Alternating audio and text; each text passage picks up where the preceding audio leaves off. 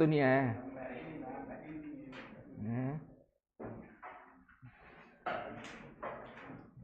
Hangover उतरा नहीं रात का उनका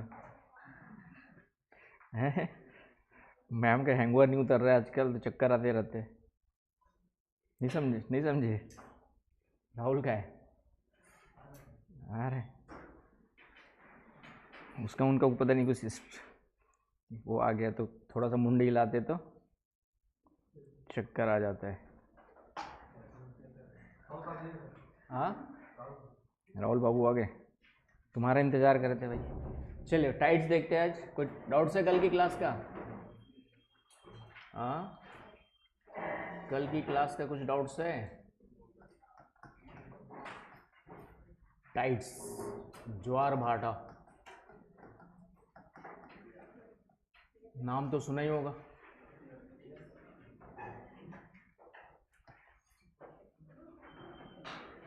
हाँ, ज्वार भाटा करके नाम तो सुना ही होगा। और कहाँ गए बाकी लोग? चलिए बताओ क्या होता है ज्वार भाटा?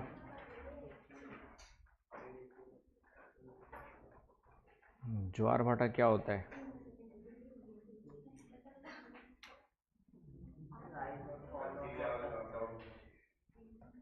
क्या होता है कॉन्सेप्ट, परिभाषा?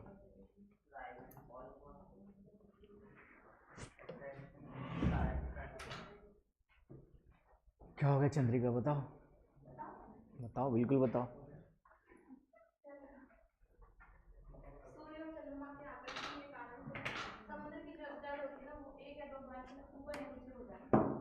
ठीक है, एक या दो बार नहीं, दिन में 2 बार, दिन में 2 बार जो है। चलिए तो सबसे पहले आपका जो है पृथ्वी, पृथ्वी के ऊपर कितना % जल बताया था मैंने, है ना? 71% वाटर बॉडीज है। और इस 71% वाटर बॉडीज का देखोगे और बाकी 29% लैंड है कि नहीं? तो एटलस में देखोगे या फिर आपका ग्लोब में देखोगे तो 80% लैंड के पीछे लैंड ही मिलेगा। 80% लैंड के पीछे क्या मिलेगा? लैंड मिलेगा। और 80% वाटर के पीछे, एक फैक्ट से लिख लीजिएगा, काम आएगा कहीं पर। 80% वाटर के पीछे क्या मिलेगा? वाटर ही मिलता है। क्या मिलता है आपके जो है? 80% महासागर के पीछे महासागर ही मिलेगा, है ना? ग्लोब का हमारा नहीं है।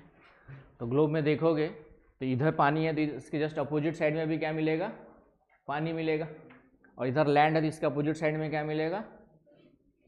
विपरीत दिशा में उसके विपरीत जस्ट क्या मिलेगा? आपका लैंड ही मिलता है। लगभग आपका 80% यह स्थिति मिलती है। सिर्फ 20% ऐसा क्षेत्र है जहाँ पे स्थल के पीछे क्या मिलेगा? स्थल के पीछे क्या मिलेगा? जल मिलता है, या जल के पीछे स्थल मिलता है।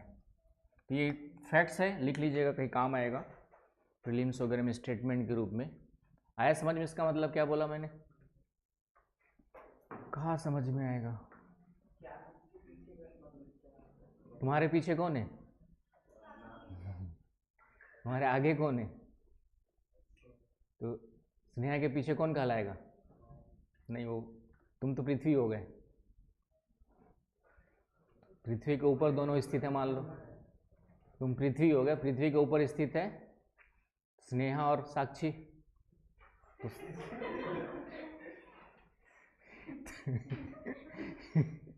तो स्नेहा के पीछे कौन हो गई? साक्षी। तो उसी प्रकार आपका जो है पृथ्वी पर क्या है? जल और स्थल 2 भाग है। तो 80% जल के पीछे 80% क्या मिलता है? जल ही मिलता है। और 80% लैंड के पीछे पीछे क्या मिलता है आपका जो है? लैंड ही मिलता है। सिर्फ 20% ऐसा रीजन है जहाँ पे एक साइड में लैंड है इधर, तो इस साइड में क्या मिलेगा आपका जो है? वाटर मिलेगा। तो सिर्फ 20% ऐसा है। ये distribution of water and land over the earth, इसमें एक स्टेटमेंट कभी दे सकता है प्रीलिम्स वगैरह में। तो अब होता क्या है कि पृथ्वी के ऊपर कई प्रकार के बल लग रहे हैं, है ना? पृथ्वी के ऊपर कई प्रकार के, पृथ्वी सूर्य का चक्कर लगाती है, है कि नहीं, कि सूर्य पृथ्वी का लगाता है? हाँ, पृथ्वी सूर्य का लगाती है कि सूर्य पृथ्वी का लगाता है? वेस्ट टू ईस्ट डायरेक्शन में, है ना, इसको हम लोग कहते हैं परिक्रमण गति, परिक्रमण, revolutionary movement, revolving movement, revolve कर रही है उसके चारों ओर, है कि नहीं? तो सूर्य का आकर्षण बल लग रहा है, सूर्य का गुरुत्वाकर्षण बल लग रहा है, क्या लग रहा है आपका? जो सूर्य का ग्रेविटी फोर्स, सूर्य का आकर्षण बल के कारण से पृथ्वी सूर्य के चारों ओर क्या कर रही है? चक्कर लगा रही है कि नहीं? और कोई भी चीज चक्कर जब लगाती है किसी भी चीज के चारों ओर, तो केंद्र की होती है, इसका पृथ्वी का केंद्र कौन है? सूर्य। फिर जो ग्रेविटी फोर्स है, ये केंद्र की ओर जो बल लगता है उसको हम लोग क्या कहते हैं? इंग्लिश में, हिंदी में कहते हैं अभिकेंद्रीय बल, सेंट्रीपिटल फोर्स कहते हैं। क्या कहते हैं? सेंट्रीपिटल फोर्स कहते हैं। तो केंद्र की ओर जो बल लगता है, किसी चीज के चारों ओर कोई चीज घूमती है तो एक केंद्र की ओर बल लगता है, एक बाहर की ओर लगता है। तो केंद्र की ओर जो लगेगा और केंद्र से बाहर की ओर जो लगता है उसको अपकेंद्रीय बल कहते हैं। आपका जो है सेंट्रीफ्यूगल फोर्स, सेंट्रीफ्यूगल फोर्स सुना होगा ना बचपन में कभी तो। एग्जाम्पल्स, कुएं में, कुएं का मतलब मौत के कुएं में जो बाइकर्स होते, बाइक चक्कर लगाते, तो वो दोनों बल इक्वल रहेंगे तब जा कर के चक्कर लगा पाएंगे। या फिर हम लोग हाथ में कोई चीज़ रस्सी में बांध करके घुमाते हैं, तो बाहर की ओर जो लगने वाला बल है और अंदर की ओर लगने वाला बल है वो क्या होता है? बराबर होता है, तब तक वो घूमते रहता है। ऐसे से घुमा पाएंगे। जैसे ही अंदर की ओर लगने वाला बल ज़्यादा हो जाएगा, वो रस्सी क्या होती है? हाथ में लपेट जाती है। या फिर जब गाड़ी चलाते हो, बाइक चलाते हो, तो मोड़ में आपको थोड़ा झुकना पड़ता है, नहीं झुकोगे तो क्या होगा? ठीक है, उधर के ही गाड़ी घुस जाएगी, जंगल होगा तो जंगल में, नहीं तो खाई होगी तो खाई के अंदर। आए ना समझ में? तो झुकते क्यों है? ताकि जब हम नीचे झुक रहे, इसका मतलब एक बल लगने लग गया अंदर, है ना। मुड़ते हैं तो क्या लग रहा है आपका? जो है एक हमें बल लगेगा बाहर की ओर, उसको बैलेंस करने के लिए हम अंदर की ओर क्या करते हैं? झुकते हैं। मतलब ये है कि कोई भी चीज़ किसी चीज़ के चारों ओर चक्कर तब लगाएगी जब फोर्स ऑफ आपका centripetal equal to force of centrifugal. आया समझ में? तभी कोई चीज़ किसी चीज़ के चारों ओर चक्कर लगा सकती है। तो पृथ्वी के ऊपर जो केंद्र की ओर बल लग रहा है, जिसको सूर्य का गुरुत्वाकर्षण बल है, उसे ही हम यहाँ पे किसी चीज़ के चारों ओर चक्कर लगाने वाले अभिकेंद्रीय बल के रूप में लेंगे। और एक बल लग रहा है बाहर की ओर, तो पृथ्वी पर एक तो ये दो बल लग रहे हैं, एक केंद्र की ओर लग रहा है और एक आपका बाहर की ओर। क्योंकि दोनों बल इक्वल है, दोनों बल क्या है आपका? जो है इक्वल है, इसलिए पृथ्वी पर जो जल की स्थिति वह क्या बनी रहती है? संतुलित बनी रहती है। महासागरीय जल जो स्थिर बना रहता है। यदि अदरवाइज एक बल, यदि अपकेंद्रीय बल ज्यादा हो गया तो पानी ऊपर उड़ जाएगा, पानी बाहर की ओर इस तरीके से क्या हो जाएगा? ऊपर उड़ जाएगा, है कि नहीं? तो इन दोनों बलों में क्या बना हुआ है? संतुलन बना हुआ है। तो इसलिए पृथ्वी के महासागरों के ऊपर जल में संतुलन बना हुआ है। उसी प्रकार पृथ्वी अपने अक्ष पर रोटेट भी करती है। रोटेशनल से मैंने बताया था कोरियोलिस फोर्स लगता है, फोर्स ऑफ कोरियोलिस लगता है, बताया था। तो इससे भी पानी बाहर जा सकता है, लेकिन इसमें भी क्या बना हुआ है आपका? पृथ्वी के ऊपर जो जल है और जो पृथ्वी का गुरुत्वाकर्षण बल है अपना, पृथ्वी का खुद का गुरुत्वाकर्षण बल, ये भी दोनों कहीं ना कहीं क्या होगा आपका? इक्वल होगा, फोर्स ऑफ ग्रेविटी। तभी जो है पानी फिर से यहाँ पे क्या बना हुआ है आपका? जो है इक्वल बना हुआ है, सेम बना हुआ है। मतलब पानी जो है आपका, महासागर हो चाहे झील हो चाहे नदी हो, उसका पानी क्या बना हुआ है? स्थिर बना हुआ है ना। लैंड तो ठोस है, उस पर बल लगेगा भी तो भी उखड़ करके बाहर नहीं जाएगा, लेकिन पानी तो खींच सकता है आपका जो। तो इस तरीके से देखेंगे तो पृथ्वी पर इन सब बलों में संतुलन पाया जाता है। इसलिए महासागरीय जल अपने आप में क्या होता है? महासागरीय जल हो या झील का जल हो या नदी का जल हो, स्थिर होता है। लेकिन एक ऐसी स्थिति बनती है जहाँ पे कोई एक बल ज़्यादा हो जाता है, तो जिसके कारण से पानी में खिंचाव उत्पन्न हो जाता है। सूर्य और चंद्रमा का आकर्षण बल किसी पर्टिकुलर समय में क्या होता है, ज़्यादा हो जाता है किसी जल के ऊपर जब आता है पूरी तरह से। क्योंकि पृथ्वी पर लैंड और वाटर दोनों हैं, पृथ्वी पर यहाँ पर लैंड एंड वाटर क्या है आपका, जो है लैंड भी है और वाटर भी है, इसलिए ये जो दोनों बल लग रहे हैं वो डिस्ट्रीब्यूट हो जा रहे हैं, इक्वल हो जा रहे हैं। लेकिन एग्जैक्टली जब पानी वाला भाग ही सूर्य और चंद्रमा के सामने आता है ना, चंद्रमा भी बीच में आ जाएगा, क्योंकि चंद्रमा किसका चक्कर लगाता है आपका, जो है अर्थ का चक्कर लगाता है। चंद्रमा जो है किसका चक्कर लगाता है, इस तरीके से अर्थ का चक्कर लगाता है। तो चंद्रमा बीच बीच में, सूर्य और चंद्रमा पृथ्वी बीच बीच में आते रहेगा आपके, जो आई ना बस समझ में। तो चंद्रमा का भी आकर्षण बल लगता है ना, और चंद्रमा का गुरुत्वाकर्षण बल कितना है, पृथ्वी की तुलना में ज़्यादा है कि कम है, कम है, कितना कम है बताओ तेजस्वी बाबू।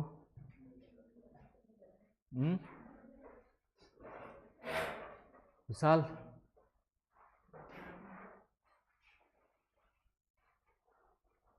कौन बताएगा, राहुल। यदि अभी तुम्हारा भार जो है पृथ्वी पर 60 kg है, कहाँ पर, अर्थ पे, तो चंद्रमा पे जाने पे तुम्हारा भार कितना होगा, वेट। एक होता है मास और एक होता है वेट। वेट में ग्रेविटी जोड़ देते हैं तो वेट निकल आता है mg। आया समझ में, 6 किलो हो जाएगा, उल्टा बोला, 1/6 होता है तो 10 kg होगा। तो पृथ्वी की तुलना में चंद्रमा पर जो ग्रेविटी फोर्स है वह कितना हो जाता है, 1/6 हो जाता है। आया समझ में, ये पॉइंट है, नोट कर लो, ये भी जानना जरूरी है कि चंद्रमा पर जो चंद्रमा के जो आकर्षण बल है, चंद्रमा का जो ग्रेविटी फोर्स है वह अर्थ की तुलना में कितना है, 1/6 है। आया समझ में, इसलिए तुम्हारा भार यदि 60 kg होगा तो वहाँ पे तुम 10 kg के होगे। चंद्रमा पे तुम्हारा भार कितना आएगा, 10 kg हो जाओगे, समझ गए। लेकिन मास इक्वल रहेगा, ये ध्यान रखना है। क्वेश्चन आता है, पहले आता था, अब तो कम हो गया है, लेकिन अभी भी क्वेश्चन बन सकते हैं। यदि चंद्रमा पे, यदि पृथ्वी पर भार इतना है तो मास में क्या डिफरेंस आएगा और वेट में क्या डिफरेंस आएगा। तो मास आपके जो एग्जैक्टली जो मास है वो आपका क्वांटिटी है वो तो उतना ही रहेगा, वेट कम हो जाएगा, समझ रहे हो ना भाई। मास जो है, जो आपका शरीर में जितना भरा हुआ है वो तो उतना ही रहेगा, उसका मास जो है, लेकिन उसमें ग्रेविटी के कारण से जो टोटल भार बनता है वह क्या हो जाएगा, आपका कम हो जाएगा। आया समझ में सबको, ऐसे आना, जल्दी से बोला करो कुछ बीच बीच में, ठीक है। तो ये हो गया आपका, ध्यान रखना है, क्वेश्चन आ सकता है। तो यहाँ पर कहने का मतलब है कि सभी प्रकार के बलों में क्या बना हुआ है, संतुलन बना हुआ है। अब आते हैं नेक्स्ट कंडीशन में। अब कभी कभी क्या होता है कि समुद्र के सामने, समुद्र का जल है, अब लैंड का इफेक्ट नहीं है, ये सिर्फ समुद्र है, महासागर है, या बड़ा सा झील या नदी भी होती है। अब ये सीधा सूर्य के सामने आ गए। अब यहाँ पे इन दोनों का जो बल है, इन दोनों का जो फोर्स है, लैंड पर डिस्ट्रीब्यूट नहीं हो रहा है, लैंड पर इसका कोई इम्पैक्ट नहीं है। अब सीधा किस पे पड़ रहा है, आपका वाटर्स पे। तो इस कारण से अब यहाँ पे लगने वाला जो बल है, कंपेरेटिवली यदि यहाँ पे सूर्य और चंद्रमा है तो यहाँ पे दोनों जगह डिस्ट्रीब्यूट हो रहा था बल, जो है इधर भी लग रहा था, इधर भी लग रहा था। अब एग्जैक्टली पानी के ऊपर ही लग रहा है, तो ये पानी ऊपर की ओर क्या हो जाता है, इस तरीके से खींच जाता है। किसके कारण से, चंद्रमा और सूर्य के आकर्षण बल, अट्रैक्शन फोर्स बोल दो, ग्रेविटी फोर्स बोल दो, ज्वारी बल बोल दो, सब एक ही वर्ड है। अट्रैक्शन फोर्स, ग्रेविटी फोर्स, या ज्वारी बल भी बोल देते हैं, टाइडल फोर्स, क्योंकि इसी से ज्वार उत्पन्न होता है, इसी से क्या होता है आपका ज्वार, टाइड्स उत्पन्न होते हैं, इसलिए टाइडल फोर्स भी कहा जाता है। तो सूर्य और चंद्रमा के सामने जब यह पृथ्वी का महासागरी भाग आता है, किसी भी क्षेत्र में महासागरी वाला भाग आएगा पूर्णतः, तो उस बल के कारण से पानी क्या होता है, पानी में उभार उत्पन्न हो जाता है, पानी जो ऊपर की ओर उठ जाता है, राइज कर जाता है, पानी जल में उभार उत्पन्न हो जाता है, इसे हम लोग क्या कहते हैं, ज्वार कहते हैं। इसे क्या कहते हैं, टाइड। बड़ा परिभाषा बताऊंगा, पहले समझ लो, लिखवा भी दूंगा। समझने पे पहले ध्यान दो, समझने के बाद फिर शब्दों में कैसे लिखना है उसको बाद में सोचेंगे। आया समझ में? अब जब ये वाला भाग पृथ्वी घूम रही है तो आगे निकल जाएगा, तो धीरे धीरे पानी फिर वापस भी लौटेगा। धीरे धीरे पानी फिर क्या होगा आपका, वापस भी लौटेगा। फॉल भी होगा आपका, जो वापस लौटना, पानी का उतरना या वापस लौटना, तो उसको हम लोग कहते हैं भाटा कहते हैं। इसको क्या कहते हैं आपके, जो है भाटा, इंग्लिश में ईब कहा जाता है। आगे बस समझ में है ना। अभी डायग्राम दूसरा बनाऊंगा, अभी तो मैं समझाने के लिए बनाया हूँ। और जो पानी ऊपर उठता है तो ज्वारी तरंगे, जब पानी छूटेगा तो धीरे धीरे ज्वारी तरंगे उत्पन्न होती है। तो ये ज्वारी तरंगे जो है तट की ओर बढ़ती है। ज्वारी तरंगे क्या होती है, टाइडल वेव्स जनरेट होती है, टाइडल वेव्स।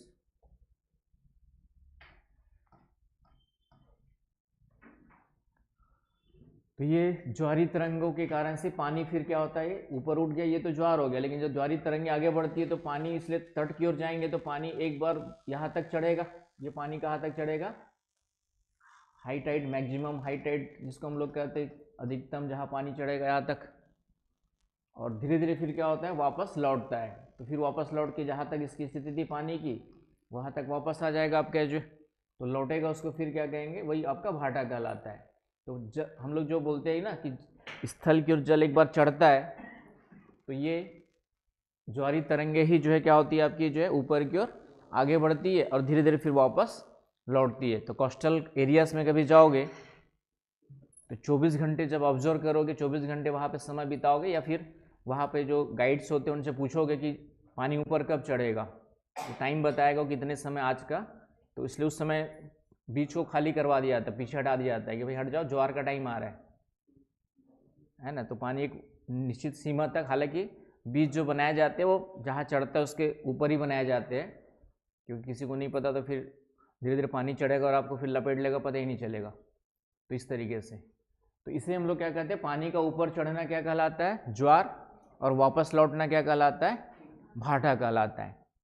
आ रही बात समझ में? और ये किसके कारण से हो रहा है, सूर्य और चंद्रमा के आकर्षण बल या गुरुत्वाकर्षण बल के कारण से हो रहा है। इसे हम लोग क्या कहते हैं, ज्वार भाटा कहते हैं। आया समझ में? तो पहले एक लाइन परिभाषा लिखो, फिर आगे चलेंगे कॉन्सेप्ट उसको। और एक परिभाषा है, कॉन्सेप्ट में और एक दो चीजें आएंगी अभी।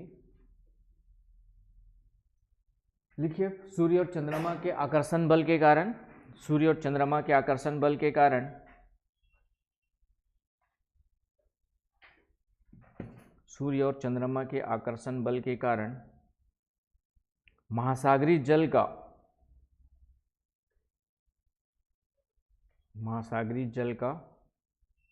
या महासागरीय जल का ऊपर उठना या उभार ज्वार कहलाता है, तथा समय के साथ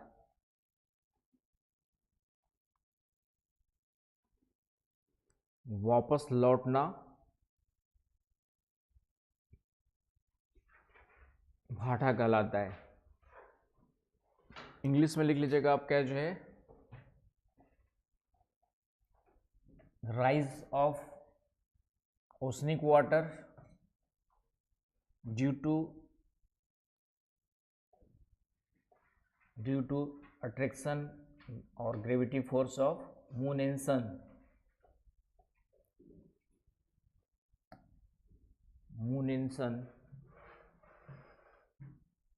known as tide and fall of water over the time known as eve। ठीक है, तो ज्वार भाटा की परिभाषा इतनी हो जाएगी। अब इसका कॉन्सेप्ट में परिभाषा के अलावा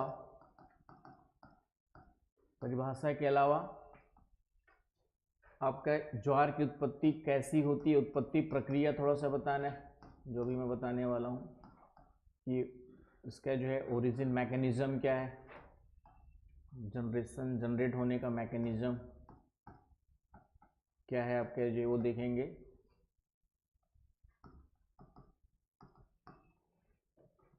उसके बाद थोड़ा सा प्रकार समय देखेंगे, ज्वार का समय है ना, कॉन्सेप्ट में समय भी बता देना। कॉन्सेप्ट जब पूछे तो थोड़ा सा परिभाषा के अलावा ये 2-3 चीज़ें जिक्र कर देना। टाइम जो है अभी देखेंगे 24 घंटे बोलते हैं, लेकिन 24 घंटे 52 मिनट में क्या होता है आपका जो है 2 बार पानी ऊपर चढ़ता है और नीचे उतरता है, 2 बार ज्वार भाटा आता है। तो ये देखेंगे 52 मिनट कहाँ से आया। तो सबसे पहले उत्पत्ति प्रक्रिया कैसे होती है उसको समझिए। एक साथ 2 स्थानों पे ज्वार आता है ना, यहाँ पे परिभाषा तो लिखा। उत्पत्ति प्रक्रिया में अभी देखेंगे कि एक साथ 2 स्थानों पर क्या होता है, ज्वार आता है। आपके जो है एक साथ 2 स्थानों पर ज्वार आता है। Tide occurs on at 2 places at a same time। क्यों आता है, कैसे आता है, अब समझिए इसको।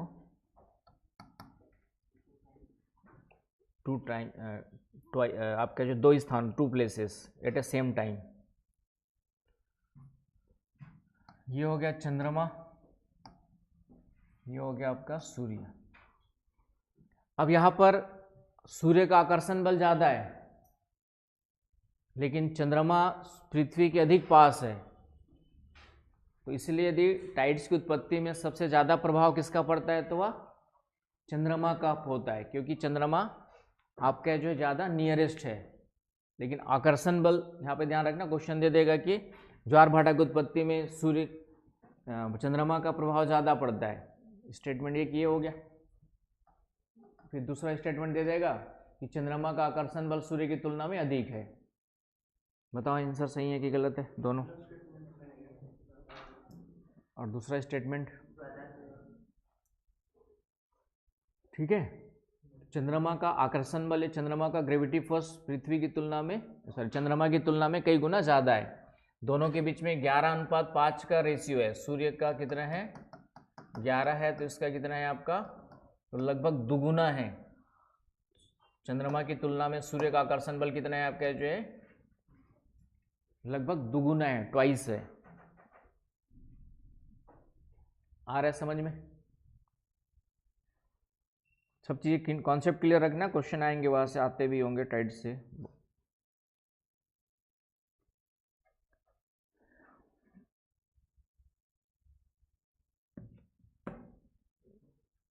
अब देखिए यहाँ पर क्या है, चंद्रमा पास में है, तो यहाँ पर ये आपका मान लेते हैं आप कोई महासागरीय जल वाला भाग यहाँ पर सामने आ गया, चंद्रमा के सामने आ गया।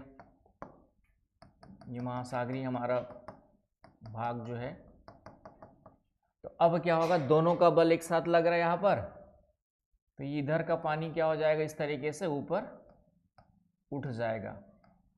तो चंद्रमा और सूर्य के सामने वाले भाग में ज्वार की ऊंचाई ज़्यादा होती है, तो उसको हम लोग उच्च ज्वार कहा जाता है, हाई टाइड।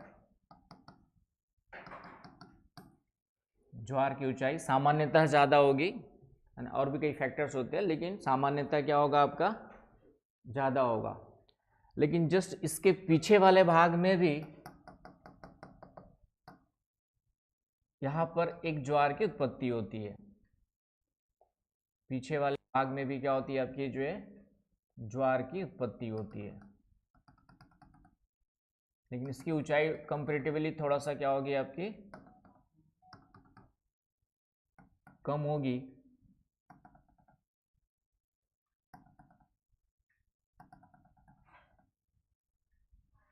इधर की ऊंचाई कम होगी, तो इधर जस्ट उसके अपोजिट साइड में यहाँ पे कोई एक्स स्थान है, तो यहाँ पे जस्ट वाई स्थान में उसके जस्ट अपोजिट जो पॉइंट होगा वहाँ पर भी एक ज्वार की उत्पत्ति होगी, लेकिन उसकी ऊंचाई थोड़ी सी कम होती है। तो यहाँ पर क्या आता है, निम्न ज्वार, लो टाइड आता है। कई जगह गूगल या इमेज में दोनों जगह उच्च ज्वार लिखा हुआ है, तो थोड़ा सा उसको चेंज कर देना है ना। अभी पता नहीं सुधारे कि नहीं सुधारे, लेकिन देखा नहीं बहुत दिन से। लेकिन सामान्यता हो सकता है दोनों की ऊंचाई यदि बराबर है तो उच्च ज्वार बोल सकते हैं, लेकिन सामान्यता क्या होगा, सूर्य और चंद्रमा के सामने आकर्षण बल ज्यादा लगेगा, जितना हम इससे दूर जाएंगे आकर्षण बल क्या होगा, कम होते जाएगा। लेकिन इधर फिर ज्वार क्यों आता है, तो उसका कारण फिर से क्या है, अपकेंद्री बल। मैंने कहा ना कि पृथ्वी सूर्य के चारों चक्कर लगा रही है, जब इधर जो है अचानक से चंद्रमा और सूर्य के कारण से आकर्षण बल बढ़ गया तो अभिकेंद्री बल का मान क्या हो गया, Fg का मान बढ़ गया, क्योंकि चंद्रमा और सूर्य दोनों क्या कर रहे हैं, एक साथ पानी को खींच रहे, तो Fg का मान क्या हो गया, बढ़ गया। और पृथ्वी सूर्य के चारों ओर चक्कर लगा रही है, पृथ्वी सूर्य के चारों ओर चक्कर लगा रही है, तो डेफिनेटली उसको मेंटेन करने के लिए, बैलेंस करने के लिए उसके जस्ट अपोजिट वाला भाग भी जो है पानी ऊपर उठ जाता है, उभार उत्पन्न हो जाता है। तो यहाँ पर क्या हो गया, फोर्स ऑफ सेंट्रीपिटल फोर्स, ये क्या हो गया आपका, इधर का ये बढ़ जाता है। तो इधर जो है ज्वार क्यों आता है, इधर जो ज्वार आता है वो इसका कारण ये है कि चंद्रमा और सूर्य के आकर्षण बल का मान ज़्यादा होता है अपकेंद्री बल की तुलना में। मैंने बताया था ना कि पानी पे दो प्रकार का, एक अंदर केंद्र की ओर लग रहेगा आपका, बाहर की ओर लग रहा है।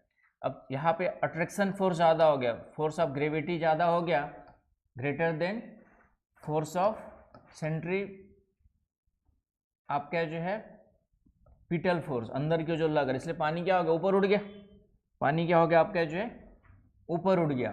तो अपकेंद्री बल की तुलना में, तो अपकेंद्री बल के साथ और जुड़ गया, तो ये सेंट्रीफ्यूगल फोर्स से ज़्यादा हो गया। सेंट्रीपिटल समझ रहे हो ना, अंदर क्यों लग रहा है ना, कॉम्प्लेक्स नहीं करके हम लोग सीधा। तो यहाँ पे अट्रैक्शन फोर्स के कारण से क्या हो गया आपका जो है, यहाँ पे आकर्षण बल का प्रभाव ज़्यादा है। Fg जो लिख रहा हूँ, आकर्षण बल क्या है आपका, ग्रेविटेशनल फोर्स ज़्यादा हो गया, इसलिए पानी यहाँ पर क्या हो गया, ऊपर उड़ गया। उसको बैलेंस करने के लिए इधर अपकेंद्री बल का मान ज़्यादा हो गया, उसको बैलेंस करने के लिए किसका मान ज़्यादा हो गया, सेंट्रीफ्यूगल फोर्स का मान ज़्यादा हो गया, सेंट्रीफ्यूगल फोर्स का मान, इसलिए इधर क्या होगा, पानी ऊपर उड़ गया। तो अब केंद्रीय बल जो है, क्योंकि आकर्षण बल तो खत्म हो जाएगा, आकर्षण बल तो यहाँ तक पड़ेगा, उसके बाद फिर खत्म, तो आकर्षण बल का यहाँ कोई मतलब नहीं है। अब यहाँ पे जो पानी इधर ऊपर उठता है, किसके कारण से ऊपर उठा है, अब केंद्रीय बल के कारण, संतुलन के कारण से। तो इसलिए एक साथ दो स्थानों पे ज्वार आता है, एक चंद्रमा और सूर्य के सामने वाले भाग पर, और दूसरा आपका उसके जस्ट पीछे वाले भाग पर।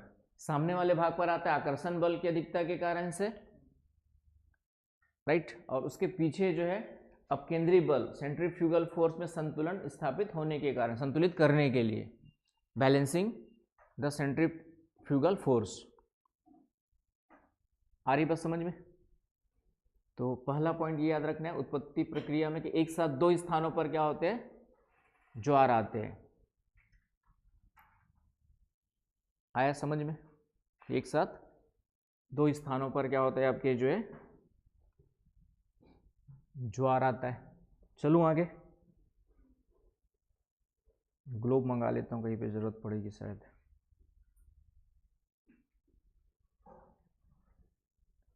तो समझ में आ गया तक सबको? तो पहले एक तो ज्वार भाटा की परिभाषा लिख देना, फिर दूसरा बता देना कि एक साथ दो स्थानों पे ज्वार आता है, क्यों आता है, कारण बता देंगे। एक साइड आता है आपका सूर्य, डायग्राम जरूर बना देने वाला कि एक साथ क्या नाम है, अर्णव, हाँ ना, ग्लोब होगा कहीं पर तो ग्लोब भेजना, और एक पानी की बोतल देना मेरी वाली, ये छोटी वाली। आया समझ में? तो एक साइड क्यों आता है, चंद्रमा और सूर्य के आकर्षण बल के कारण, दूसरे साइड क्यों आता है, केंद्रीय। आ गया समझ में? चलिए, तो एक तो ये हो गया। अब देखिए, चूंकि पृथ्वी अपने अक्ष पे घूर्णन भी कर रही है, तो 12 घंटे बाद ये स्थान किधर आ जाएगा, 12 घंटे बाद इधर आ जाएगा, ये 12 घंटे बाद ये स्थान यहां पर आ जाएगा, है कि नहीं, 12 घंटे बाद। तो फिर यहां पर निम्न ज्वार आएगा, और यहां पर जो निम्न ज्वार के स्थान पे क्या आ जाएगा, उच्च ज्वार आ जाएगा। लेकिन एग्जैक्ट 12 घंटे नहीं होता ये समय, अभी देखेंगे। ऐसे तो 12 घंटे, लेकिन 12 घंटे 26 मिनट बाद, 12 घंटे 26 मिनट बाद यह स्थिति बनती है। 26 मिनट देर क्या होता है उसको भी देखेंगे आगे। यहाँ पे अगला जो ज्वार आएगा, यहाँ पे अभी जो ज्वार आया हुआ है, जैसे मान लेते अभी ज्वार आया हुआ है 10 बजे है, तो यहाँ पे 10 बजे हाई टाइड आया,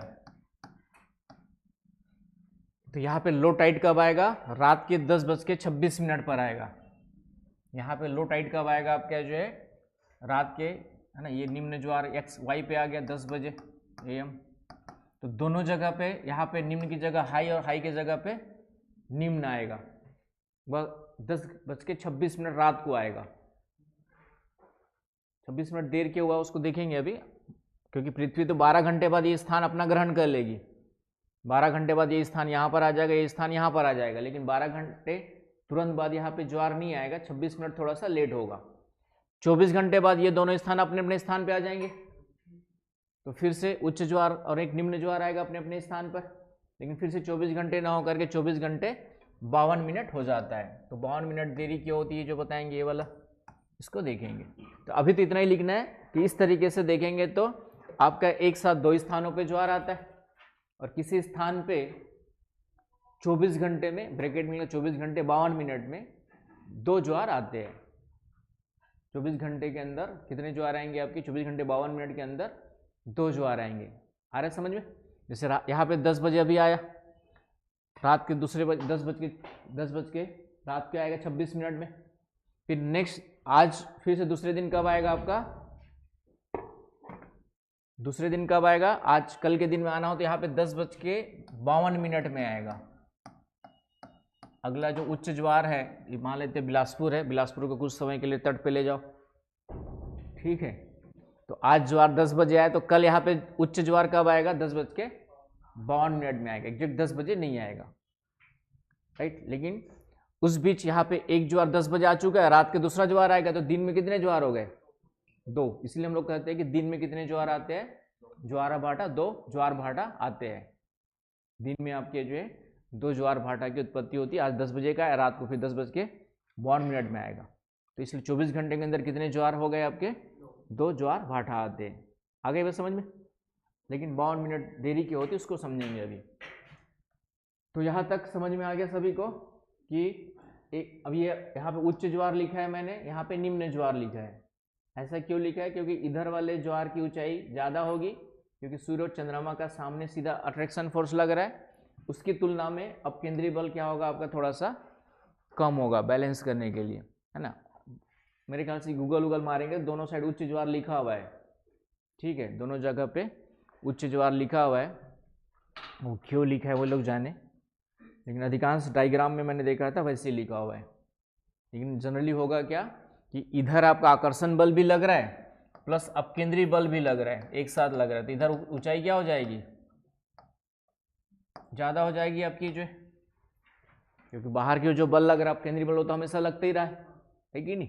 तो इधर आपका फिर आकर्षण बल भी लग गया, तो इसके कारण से इधर बल हमेशा ज़्यादा होगा, और उसके कंपेरिजन यहाँ पर जो है आकर्षण बल इधर ज़्यादा है, अपकेंद्री बल उसकी तुलना में इधर क्या हो जाएगा? कम हो जाएगा। तो ऊंचाई यहाँ पे क्या होती है?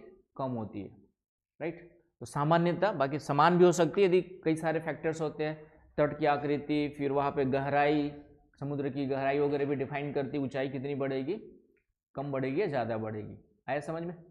तो वो भी है। एनीवे, तो ये हो गया। अब आते हैं ज्वार भाटा के समय में। तो परिभाषा हो गई एक लाइन तुम्हारी, ज्वार भाटा किसको कहते हैं? उत्पत्ति प्रक्रिया बता देना कि कैसे एक साथ 2 स्थानों पे ज्वार आता है, एक साइड में उच्च ज्वार आता है, दूसरे साइड में निम्न ज्वार आता है, और फिर अगले 24 घंटे के अंदर जो 2 ज्वार किसी स्थान पर आते हैं। लेकिन अगला जो उच्च ज्वार है वह 24 घंटे 52 मिनट बाद आएगा। तो हेडिंग डालिए ज्वार भाटे का समय।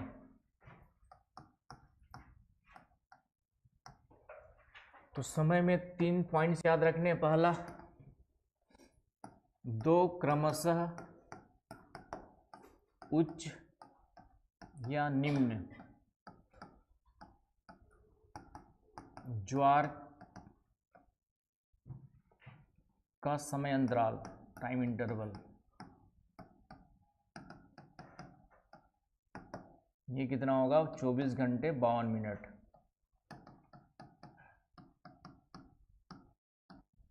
इंग्लिश इंग्लिश में लिख लीजिएगा आपका time interval of 2 consecutive high or low tides.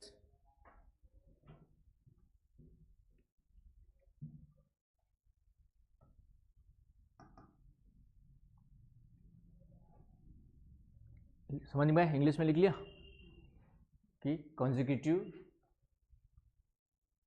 2 high और 2 लो टाइड्स, टाइम इंटरवल कितना होगा आपके जो है 24 घंटे 52 मिनट, है ना। मतलब ये वाला जो है बताया मैंने कि यहाँ पर अगला उच्च ज्वार कब आएगा, नेक्स्ट डे आएगा, 10 बजे ही आना चाहिए, लेकिन 52 मिनट देरी से आता है कि नहीं?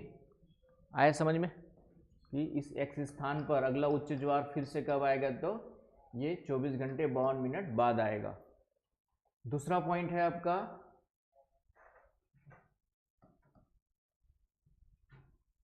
एक उच्च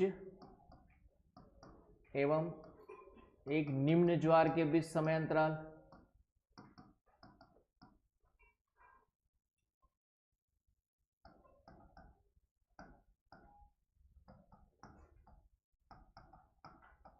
टाइम इंटरवल ऑफ ये होगा 12 घंटे 26 मिनट।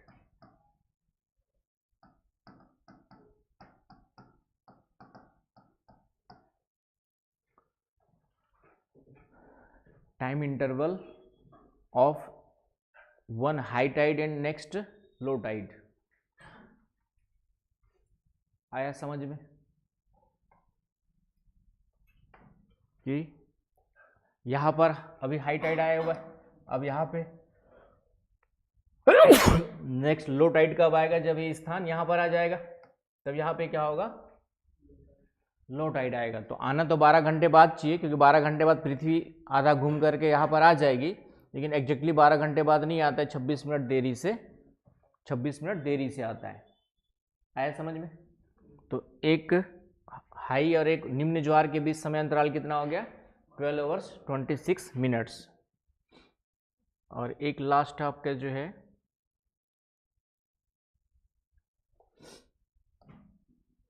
कि ज्वार और भाटे के बीच समय का अंतराल कितना होगा, एक ज्वार और एक भाटा, मतलब वापस लौटने का टाइम, तो उसके बीच समय अंतराल होगा 6 घंटे 13 मिनट। जितने समय में पानी ऊपर चढ़ता है उतने समय में धीरे धीरे क्या हो जाएगा वापस। तो एक ज्वार और एक भाटे के बीच समय अंतराल कितना होगा, 6 घंटा 13 मिनट। तो पहले तो तीनों पॉइंट समझ में आए कि नहीं आए, उसके बाद समय में डिफरेंस क्या उस पर आएंगे हम लोग।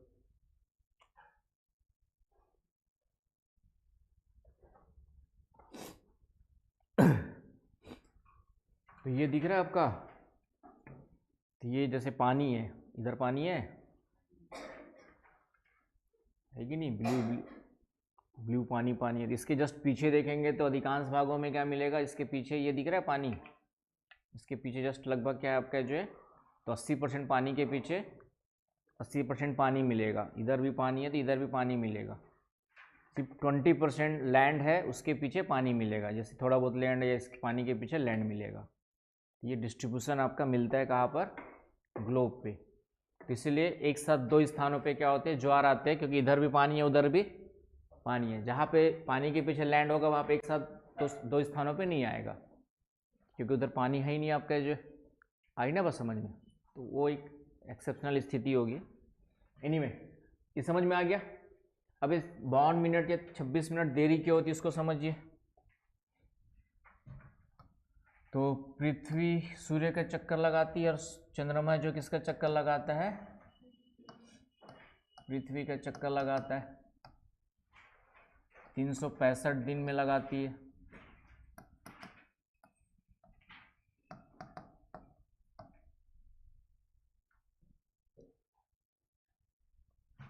और चंद्रमा जो है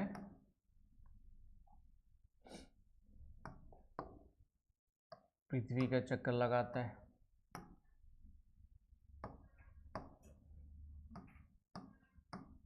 दोनों ही वेस्ट ईस्ट लगाते हैं। अब चंद्रमा के ये तो 365 दिन में एग्जैक्टली कितना है, 365 दिन बोलते हैं ना, लेकिन 365 से 1/4 दिन है कि नहीं, 1/4 को छोड़ते जाते हैं, इसीलिए हम लोग हर 4 साल में एक दिन लीप ईयर मनाते है कि नहीं, ऐसी है ना भाई। अब आते चंद्रमा कितने दिन में चक्कर लगाता है, बताओ विशाल।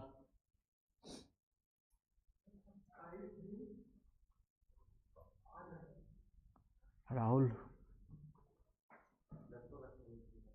लगभग 28 दिन, ठीक है। 27 से 1/3 दिन, जो इन्होंने 8 घंटे कहा वो भी सही है। तो 27 दिन 8 घंटे में क्या करते हैं, आपका चक्कर लगाते हैं। 6वीं क्लास के एनसीईआरटी में 29 दिन दिया है, गलत दिया है। पुरानी पता नहीं तुम लोग के पास एनसीईआरटी में कितना दिया नहीं पता, लेकिन एक एनसीईआरटी में गलत दिया हुआ है, 29 दिन लिखा हुआ है। तो 27 day and 8 hours 1/3 days, 27 and 1/3 सही है, दोनों एक ही है ना भाई। 27 एंड 1/3 डेज बोल दो, या फिर 27 डेज 8 आवर्स बोल दो, सेम है। साक्षी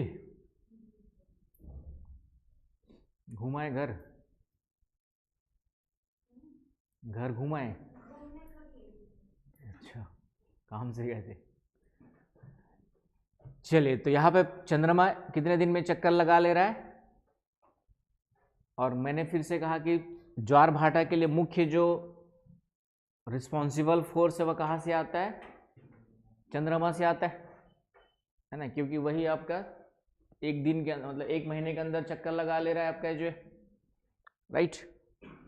तो यहाँ पर होता क्या है कि जब तक पृथ्वी एक चक्कर लगाती है,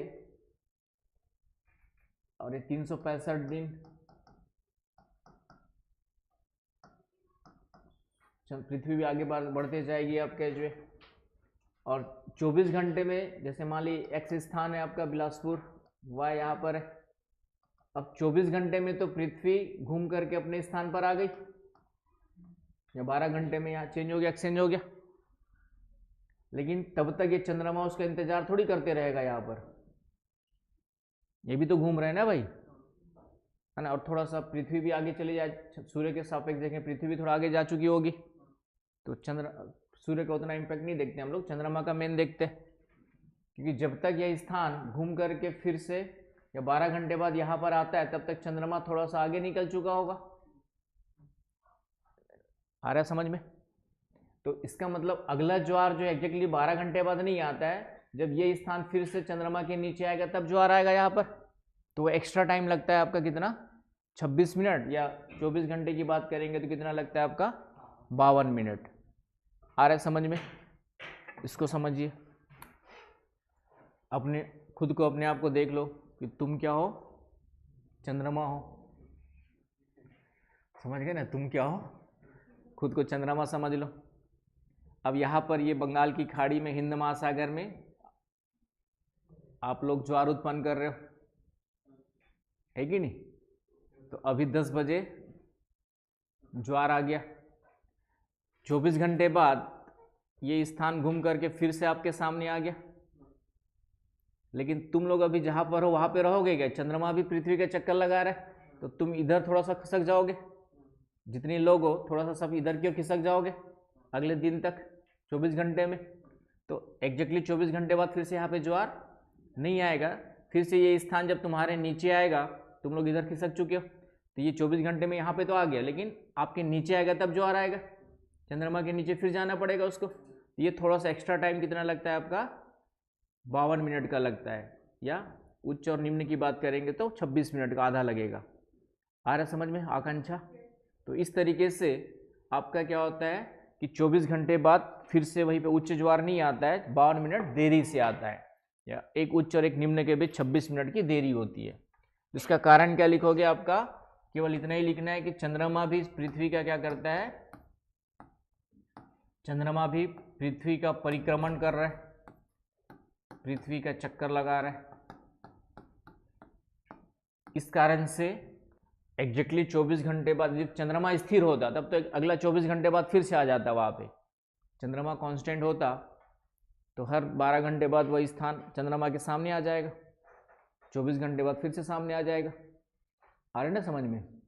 तो इस तरीके से आपका 52 मिनट या 26 मिनट की देरी होती है। उम्मीद करता हूँ समझ में आ गया होगा कि 52 मिनट या 26 मिनट की देरी क्यों होती है। जय आ गया समझ में, क्लियर एकदम। तो ये टाइम याद रखना है आप लोग को जो है ये कि दो क्रमशः मतलब एक के बाद एक उच्च ज्वार की बात करें या दो क्रमशः निम्न ज्वार की बात करें, कितना समय का डिफरेंस रहेगा आपका 24 घंटे 52 मिनट। और पूछेगा एक उच्च और एक निम्न के बीच में ना, एक उच्च एक निम्न के बीच, मतलब यहाँ पे अभी उच्च आया हुआ है तो अगला निम्न यहाँ पे कब आएगा, ये स्थान आ जाएगा यहाँ पर, तो आ तो जाएगा 12 घंटे बाद, लेकिन 12 घंटे 26 मिनट के बाद यहाँ पर निम्न ज्वार आएगा। और यहाँ पे निम्न आया था तो अगला उच्च ज्वार यहाँ पे कब आएगा 12 घंटे 26 मिनट बाद, जो स्थान घूम के यहाँ पे आ जाएगा, थोड़ा सा आगे निकलेगा, तब जाके 26 मिनट बाद यहाँ पर ज्वार आएगा। आया समझ में। और जितना समय चढ़ने में लगता है उतना ही वापस लौटने में लगता है, मान के चलते हैं। इसीलिए एक ज्वार और एक भाटे के बीच में समय कितना होगा डिफरेंस 6 घंटे 13 मिनट। आया समझ में। तो ये तो हो गया कॉन्सेप्ट। अब एक बार क्वेश्चन पूछ दिया कि यदि पृथ्वी की गति को दुगुना कर दिया जाए, पृथ्वी की घूर्णन गति को दुगुना कर दिया जाए, तो ज्वार भाटे के बीच जो समय अंतराल 24 घंटे 52 मिनट है वो कितना हो जाएगा, बढ़ जाएगा घट जाएगा, क्या होगा बताओ।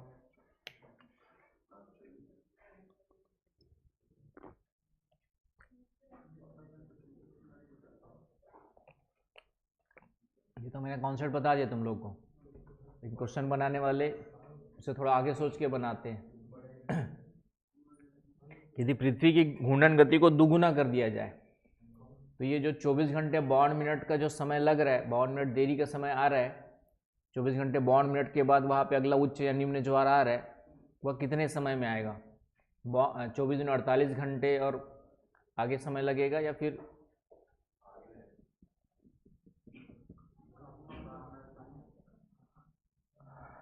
घूर्णन गति को दुगुना कर दिया, बढ़ा दिया हमने। तो राहुल बाबू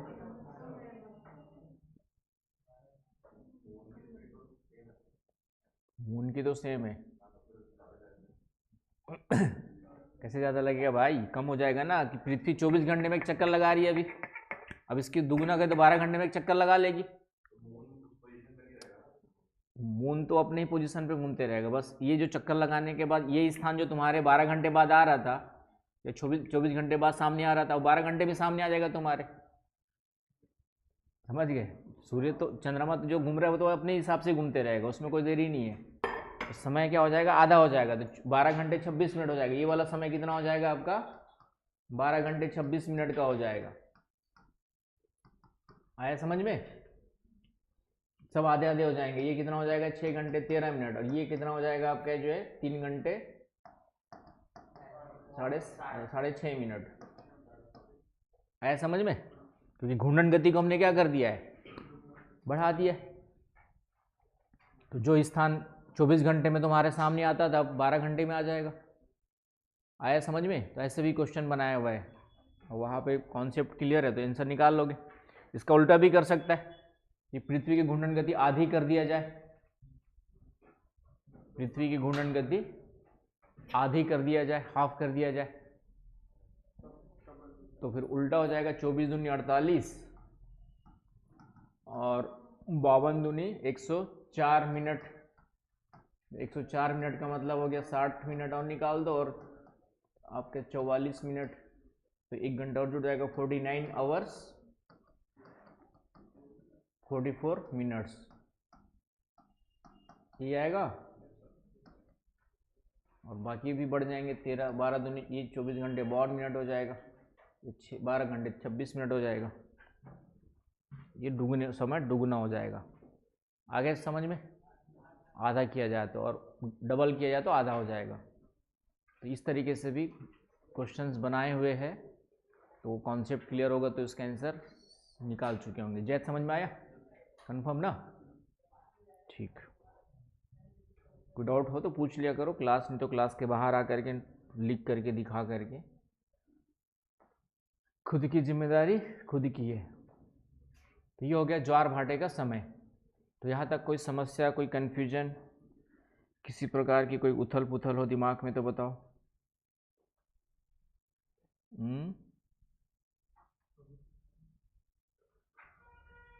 क्या होगा चंद्रिका, कुछ माइंड में उथल पुथल हो तो बताओ, फिर आगे चलते प्रकार में आते हैं।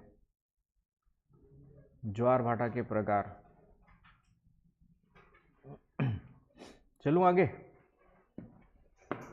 आगे प्रियांशु समझ में? चलो, धीरे धीरे रेगुलर जो क्लास करता है वो धीरे धीरे चीज़ें समझ लेता है। प्रियांशु इसका उदाहरण है, पहले थोड़ा सा उसको कम समझ में आता था, अब धीरे धीरे समझ में आ रहा है। शुरू में क्वेश्चन पूछा था, कहाँ जवाब दे देते तुम? शुरू में जब क्वेश्चन करता था तो जवाब नहीं दे पाते थे, अब लगभग ठीक ठाक दे रहे हो। कल भी तुमने कॉन्स्टिट्यूशन के क्वेश्चंस के आंसर दिए, 2-4 अच्छे वाले। इसका मतलब है कि रेगुलर जब चीज़ें करते रहोगे, पढ़ते रहोगे, मेहनत करते रहोगे तो चीज़ें धीरे धीरे पकड़ में आ जाती है। लेकिन बीच बीच में गैप करते रहोगे तो फिर वो गैप लंबा गैप हो जाता है। तो इसलिए कंटिन्यूटी बनाए रखना है।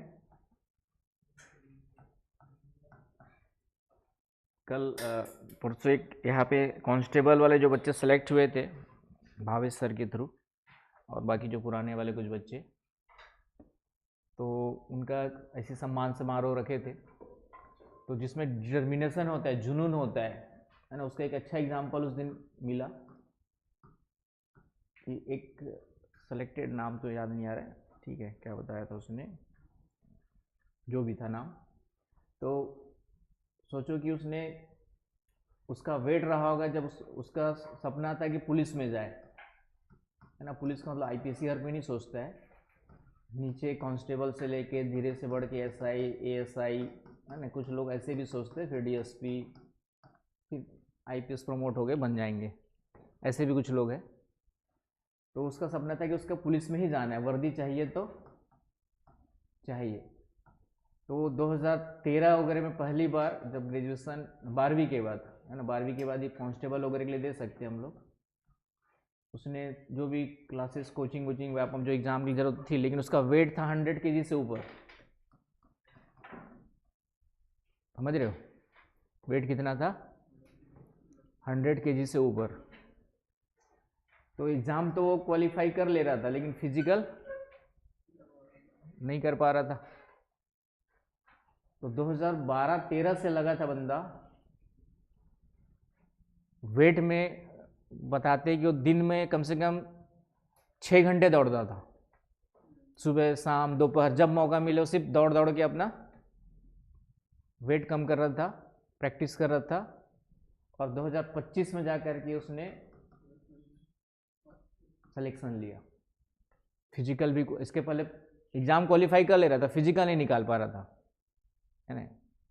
लेकिन डिटरमिन, और उसके बाद भी किस्मत भी कभी कभी साथ देती। इसको बोलते हैं ना कि जब आप किसी चीज़ को दिल से चाहो तो कायनात भी उसे पूरी करने में लग जाती है। तो किस्मत भी कैसे साथ दी उसकी, कि उसकी एज निकल गई थी, ठीक है, जो भी एज होगी उसकी कांस्टेबल देने के लिए, मुझे नहीं पता, लेकिन किसी कारण से कुछ घोटाला उटाला, घपला उपला कुछ हुआ था, तो गवर्नमेंट ने 1-2 साल एज क्या कर दी, बढ़ा दी थी, नहीं तो उसका सिलेक्शन नहीं हुआ था, एज भी खत्म हो गई थी। लेकिन जो बढ़ा दी तो फिर से उसका 2 मौके और मिल गए उसको, 1 या 2 चांस, मेरे ख्याल से 1 ही चांस मिला शायद उसको बढ़ाने के कारण से। फिर उसने स्टार्ट किया देना स्टार्ट, जब एज बढ़ गई तो, और फाइनली उसने जो है 2025 में, और उसके बाद अब एज वेज नहीं है, ख़त्म हो गया। ये होता है जुनून और डिटर्मिनेशन, कि कैसे उसने जो है कहाँ से हार नहीं माना उसने, है ना। एक तो फिजिकल, मतलब कहा जाता है कि दोपहर में भी जाओगे तो ग्राउंड में दौड़ता मिलता था, पसीना बहाते मिलता था आपके, जो है सुबह शाम रात दिन, मतलब दिन भर में वो 5-6 घंटे सिर्फ दौड़ता था। और ये भी बताता है कि जब फिजिकल हुआ इस बार, तो सबसे कम समय में 1000 या 5000 मीटर जो भी दौड़ होती होगी, सबसे कम समय में कवर करने वाला कौन था? यही था। आया समझ में? तो ये जुनून चाहिए, तब जाकर के जीवन में जो लक्ष्य हासिल किया, मतलब जब तक लक्ष्य के प्रति जुनून ना हो तब तक आप वहाँ तक नहीं पहुँच सकते। बाधाएं बहुत सारी आएंगी। अब सोचो 10 साल तक धैर्य बना के रखना, 10 साल तक समाज से लेकर के, घर वाले से लेकर के कितना टॉर्चर करते हैं पता ही है तुम लोग को भी। कुछ दिनों बाद तुम लोग को भी टॉर्चर करेंगे यदि नौकरी नहीं लगेगी तो। घर वाले भी करेंगे और मामा फूफा चाचा ताऊ, क्या कर रहे हो इतने साल से +1 वाइज की तैयारी कर रहे हो, सब टॉर्चर करने स्टार्ट कर देते, उसको सहना। आ रही बात समझ में? तो ये स्थिति बनती है आपकी। तो ये डिटर्मिनेशन चाहिए, तब जा कर के आप, है ना। एक स्टूडेंट है यूपी में है, मुस्लिम है आपका जो है, जहाँ आ रहा नाम है उसका, वो अभी जो है पिछले साल एक उसका सिलेक्शन हुआ है पीएससी यूपी पीसीएस में। वो लगी थी मेरे ख्याल से, मेरे पास 2006 या 7 में, 2006 या 7 नहीं, 2016 के आसपास मेरे पास आई थी, दिल्ली में था जब मैं। और पिछले साल उसका सिलेक्शन हुआ है, 2023-24 में उसका सिलेक्शन हुआ है। वो भी अभी प्रॉपर एसडीएम नहीं बनी, इस बार फिर मेंस दे रही है। अंतिम लक्ष्य उसका एसडीएम का है। और सोचो कि वो मुस्लिम कम्युनिटी की है, 3 या 4 बहनें ही हैं, सबकी छोटी वाली बहनों की भी शादी हो गई। उस पर समाज का कितना प्रेशर था। जब भी मेंस देती थी, इंटरव्यू देती थी, नहीं होता था, फ़ोन करके रोती थी कि सर इस बार भी नहीं हो पाया। लेकिन मैंने कहा बेटा तुम यहाँ तक पहुँच गए हो तो आज नहीं तो कल, बस समय का खेल होता है, मेहनत कर। मैं जानता था बन जाएगी क्योंकि पढ़ती अच्छा थी, मेहनत अच्छा करती, रेगुलर लिख के दिखाती थी, अभी भी मेरे को लिख के भेजते रहती है। इस बार भी मेंस दे रही है तो मैंने कहा कि थोड़ा सा टाइम लग जाएगा लेकिन होगा ज़रूर। तो सोचो कि 2016 के बाद उसको 2023 में सिलेक्शन हुआ है, 7-8 साल पूरा का पूरा उसने लगाया है, और आज 32 ईयर्स की है। और इस उम्र तक नसरीन को पता होगा कि मुस्लिम समाज में या हिंदू में भी इतना आसानी से 32 साल तक तैयारी वारी करने कोई, तो घर वालों का प्रेशर, समाज का प्रेशर, अभी भी उसको ताने मारते थे कि कब तक लगे रहोगे तुम। नहीं तुम लोग में और थोड़ा ज़्यादा, हमारे में तब थोड़ा बहुत खुला छूट दे देते हैं। मेरे साथ जो फ्रेंड थी, मेरे एसडीएम है अभी, वो 32 साल तक आराम से तैयारी करते रहे, घर वाले कुछ नहीं बोले उसको। हाँ वो एक तो रहता है, एजुकेशन का रहता है, ठीक है, तो एजुकेशन ही मेन है और कारण वही है। लेकिन आप लोगों में और ज़्यादा बंदिशें है, बहुत ज़्यादा आपके जो है वो उसको स्वीकार करना पड़ेगा। बहुत सारी बंदिशें हैं तुम लोग में, जितना कि बाकी दूसरे समाजों में नहीं मिलता है, तो उसको स्वीकार करना है, ट्रूथ है ये, ठीक है। तालिबान में कल जावेद अख्तर का स्टेटमेंट देखा उसने मैंने, कि तालिबान में महिलाओं के साथ जो हो रहा है उस पर उन्होंने पहली बार जावेद अख्तर जैसे लोगों ने अच्छा स्टेटमेंट दिया है।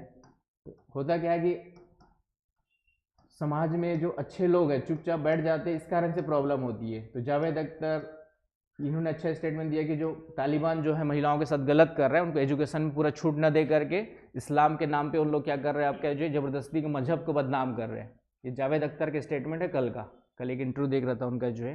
तो ऐसे लोग को सामने आने की ज़रूरत है समाज को सुधारने के लिए, तो इसमें कोई दो राय नहीं है। बाकी ठीक है, धीरे धीरे सब जगह बढ़ रहे हैं, लेकिन अभी भी प्रॉब्लम क्या है, आमिर खान, शाहरुख खान, जितने भी सक्सेसफुल लोग हैं, कभी भी अपने कम्युनिटी में जो गलत होता है उसके खिलाफ एक शब्द नहीं बोलते हैं। क्यों नहीं बोलते? क्योंकि मालूम है कि बोलेंगे तो कट्टरपंथी लोग उसके पीछे पड़ जाएंगे, जी जान से मारने की धमकी देंगे। तस्लीमा नसरीन वगैरह है जो, ठीक है, ये सब बाहर ही रहे थे, कुछ स्टेटमेंट दिए थे, उसके बाद जो उनको इंडिया आने तक का मौका नहीं मिला था। तो वो कट्टरपंथी लोग के बचने के लिए ऐसा करते हैं, लेकिन हिम्मत होनी चाहिए क्योंकि गलत हो रहा है समाज को सुधारने के लिए। एनीवे प्रकार में आते हैं, तो कहने का मतलब ये कि थोड़ा सा टाइम और पेशेंस और जुनून चाहिए, तब जा करके लक्ष्य हासिल होते हैं। सोचोगे कि जल्दी से तैयारी करके जल्दी सिलेक्शन हो जाए, इतना आसान नहीं होता है। नेक्स्ट आ जाओ आपका चंद्रमा, सूर्य और पृथ्वी की सापेक्षिक स्थिति के आधार पर प्रकार में आते हैं।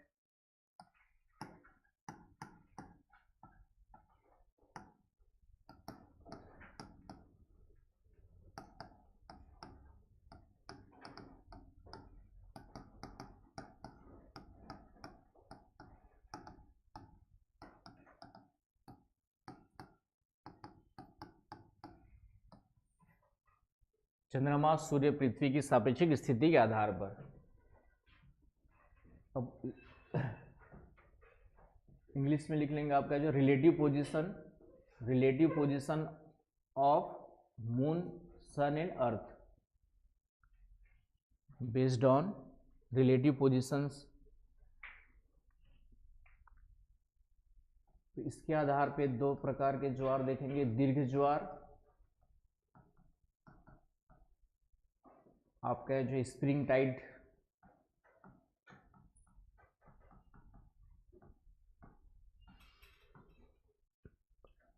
और आपका जो है लघु ज्वार।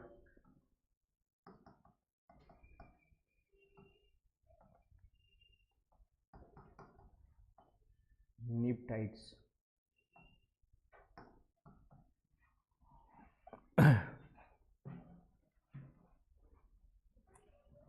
सबसे अच्छी स्थिति जनजातियों में महिलाओं की है। हम बोलते हैं ना जनजातीय लोग पिछड़े हुए, लेकिन सामाजिक रूप से देखेंगे तो जितनी अच्छी स्थिति जनजातियों में महिलाओं की उतनी किसी समाज में नहीं मिलती है। सभ्य समाज में भी नहीं मिलती है, वेस्टर्न कल्चर में भी नहीं मिलता है। जितना ओपननेस और बस्तर और दंतेवाड़ा उस साइड जाके देखो, कभी भी कोई रेप केस के केसेस नहीं मिलेंगे वहाँ पे, है ना। अब फिर उधर भी दूसरे का प्रभाव पड़ रहा है, बिहारी यूपी सब आकर के घुस रहे, तो एक अलग इम्पैक्ट उसका इफेक्ट पड़ेगा। लेकिन पिछले 10 सालों पहले जब मैं जाके देखा तब आप पुलिस थानों में कहीं पर भी रेप का केस दर्ज नहीं था, राइट, क्योंकि ओपन सोसाइटी है रीजनल, तो वो इस कारण से वहाँ पे तो सबसे बेटर कंडीशन मिलती है जनजातियों में जो है महिलाओं की स्थिति की बात की जाए तो। हमारा चाहे तुम कितना उच्च वर्ग की बात करते, उच्च वर्ण की बात करते, उतनी ही महिलाओं की स्थिति बेकार है। जितना उच्च वर्ण की बात में जाते उतनी महिलाओं की स्थिति क्या हो जा रही है आपकी। अब धीरे धीरे सुधार सब में हो रहा है, चाहे किसी में भी हो, और होना भी चाहिए। दूसरा, लेकिन उसके लिए तुम लोग को आइडियल बनना पड़ेगा। चंद्रमा की अक्षांशीय स्थिति के आधार पर हरियाणा में स्थिति अच्छी नहीं थी, लेकिन अब धीरे धीरे वहां पर भी सुधार हो रहा है। अभी भी सिर्फ शहरों में ज़्यादा सुधार है, गांव में जाएंगे तो चंद्रमा की अक्षांशीय स्थिति के आधार पर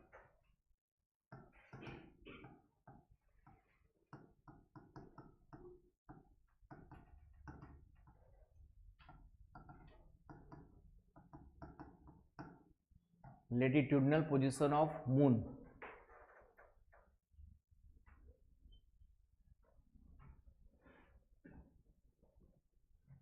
तो इसमें भी दो आ जाएंगे, भूमध्य रेखीय ज्वार, इक्वेटोरियल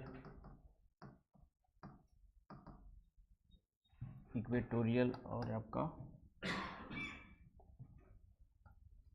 हिंदी में ऐनवर्ती लिख देता है जबरदस्ती परेशान करने के लिए, लेकिन उष्णकटिबंधी भी लिख सकते हो, ट्रॉपिकल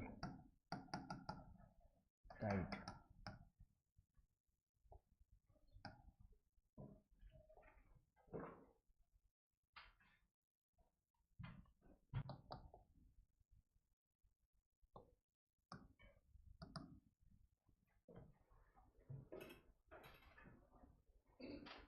पृथ्वी और चंद्रमा की दूरी के आधार पर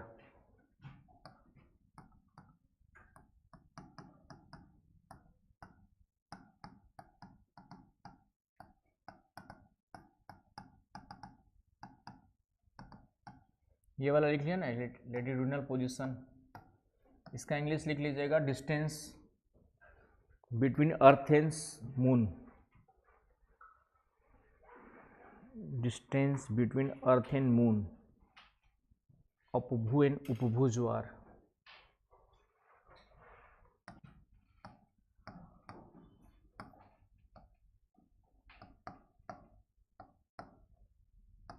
अपोजियन, अपभू एंड उपभू,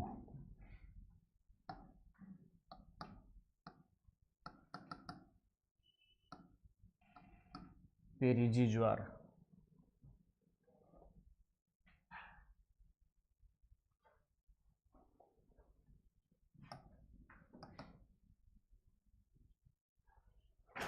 नेक्स्ट है ज्वार की संख्या के आधार पर कहाँ भूकंप आया।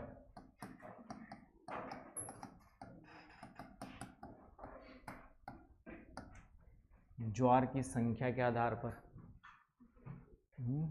कहाँ पे भूकंप आ गया।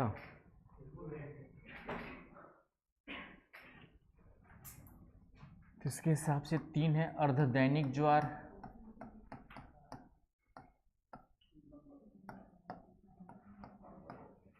सेमी डायरनल,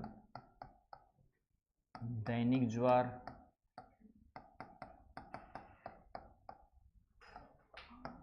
और मिश्रित ज्वार, मिक्स्ड या कंपोजिट, मिक्स्ड या कंपोजिट ज्वार।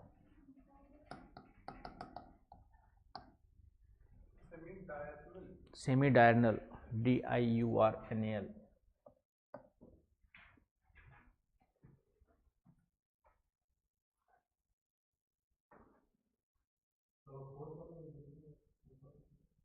फोर्थ वाला ज्वार की संख्या के आधार पर, नंबर ऑफ टाइड्स,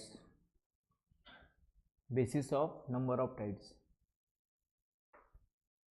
तो 4 आधारों पर ये अलग अलग प्रकारों में डिवाइड करते हैं।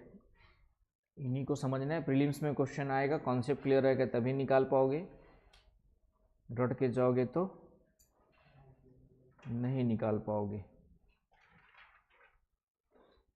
आया समझ में?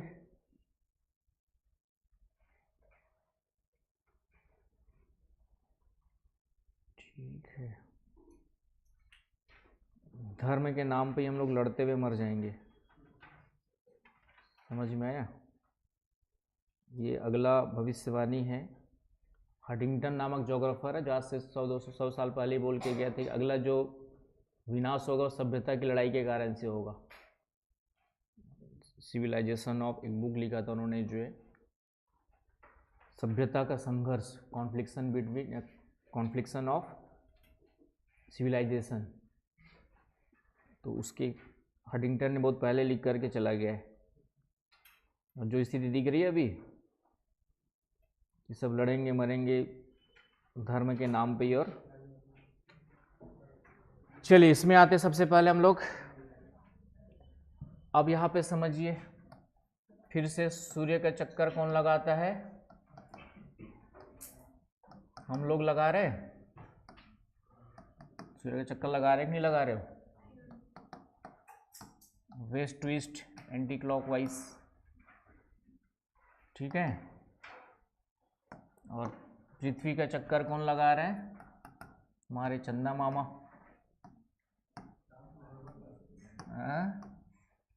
चंदा मामा दूध के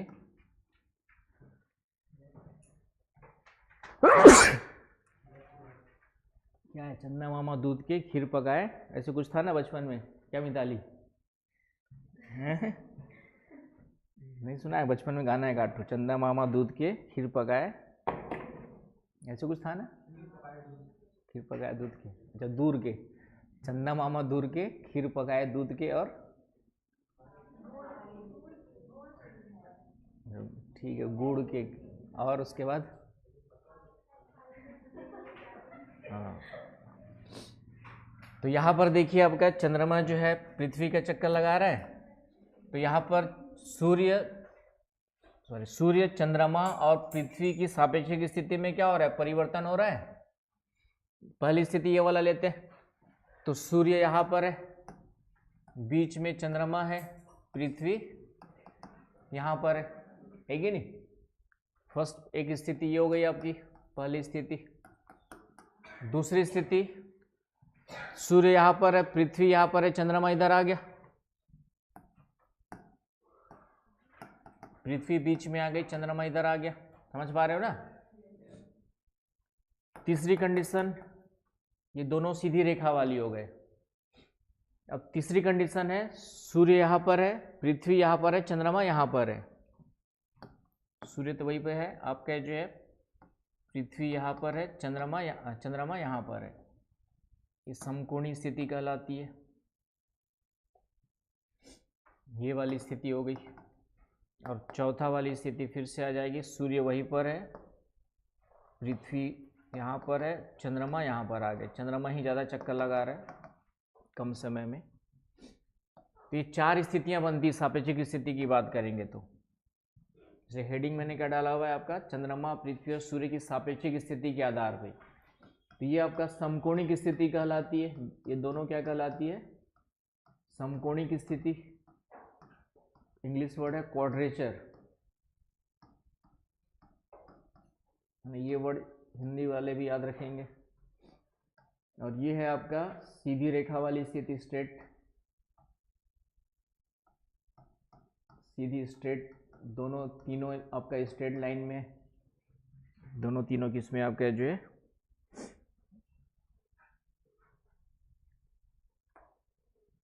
सीधी रेखा में है।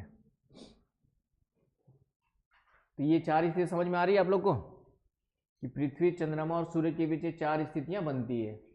यहां तक कोई कंफ्यूजन है तो बताएं। तो दो स्थितियां स्ट्रेट लाइन वाली और दो स्थितियां आपका जो है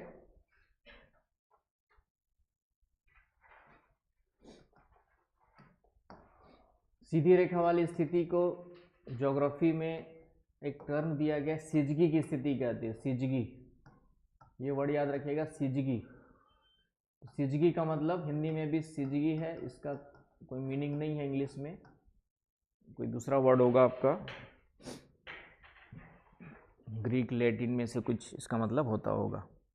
तो सिजगी का मतलब होगा जब तीनों एक सीध में होते हैं, चाहे ऊपर वाली हो चाहे नीचे वाली स्थिति हो, तीनों एक सीध में कौन? ठीक, तो अपने आप को मत काउंट कर लेना। इसमें भी दो स्थितियां बन रही है, तो एक सूर्य के एक ही और दोनों हैं, तो इसको हम लोग युति कहते हैं। इसको हम लोग क्या कहते हैं? कंजक्शन, CONJUCTION, कंजक्शन की स्थिति कहते हैं। इसको व्युति कहते हैं, अपोजिशन, पृथ्वी के दोनों ओर अलग अलग है। अपोजिट से अपोजिशन याद कर लो तो हो जाएगा। तो सिजगी की दो स्थितियां हो गई, युति और व्युति, कंजक्शन एंड अपोजिशन। ये वर्ड्स भी याद रखने हैं कि कंजक्शन, सिजगी क्या होता है, तो तीनों एक सीध में, तीनों एक सीध में। व्युति मतलब अपोजिट, अपोजिट किसके? पृथ्वी के दोनों अलग अलग दिशा में जब होंगे, अलग अलग अपोजिट होंगे तो सूर्य और चंद्रमा, व्युति हो गई। और पृथ्वी के एक ही और दोनों है तो क्या हो गई आपके? युति हो गई। आया समझ में? अब यहां पर क्या होता है, ये सिजगी की स्थिति में जब तीनों एक सीध में होते हैं तो जो ज्वार की ऊंचाई है वह सामान्य ज्वार से 20% अधिक होती है। कितना अधिक होती है? सामान्य ज्वार से 20% अधिक होती है। इसे ही हम लोग दीर्घ ज्वार कहते हैं। इसे हम लोग क्या कहते हैं? दीर्घ ज्वार कहते हैं, स्प्रिंग टाइड कहते हैं। क्या कहते हैं? Spring Tide. स्प्रिंग टाइड का मतलब कब आएगा? जब दोनों तीनों एक सीध में होंगे, पहली बात तो। और स्प्रिंग दीर्घ क्यों कहा? क्योंकि ऊंचाई क्या हो रही है? 20% अधिक हो रही है। क्यों अधिक है उसको देखेंगे।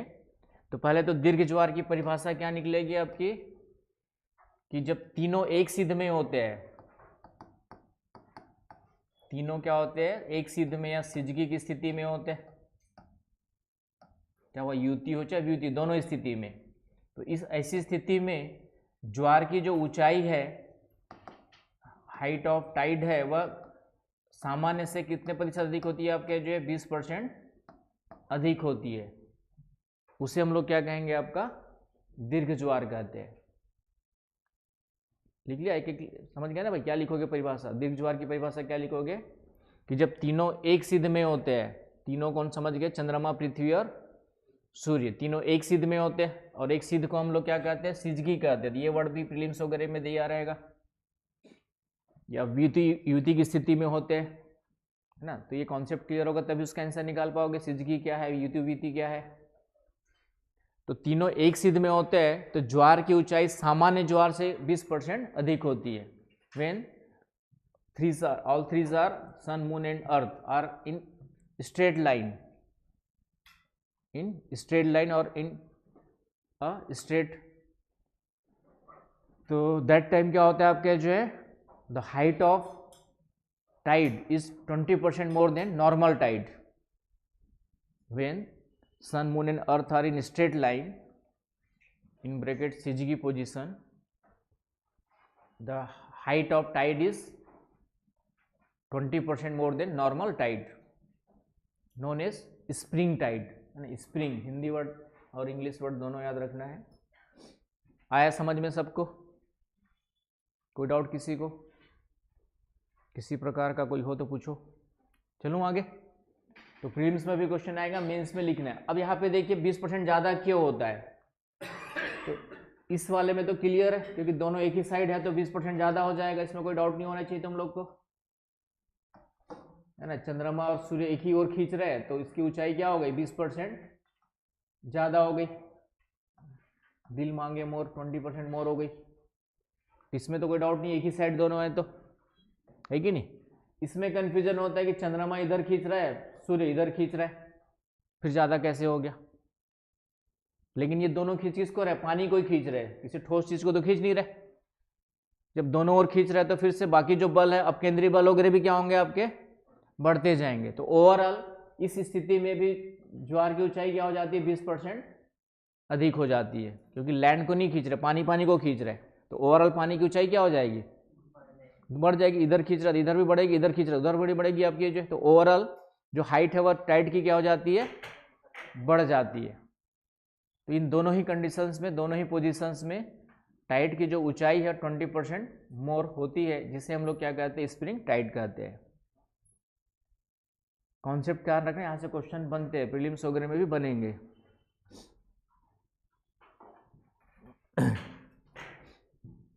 चलूँ आगे। आया समझ में नासरीन? हाँ बोलो डाउट।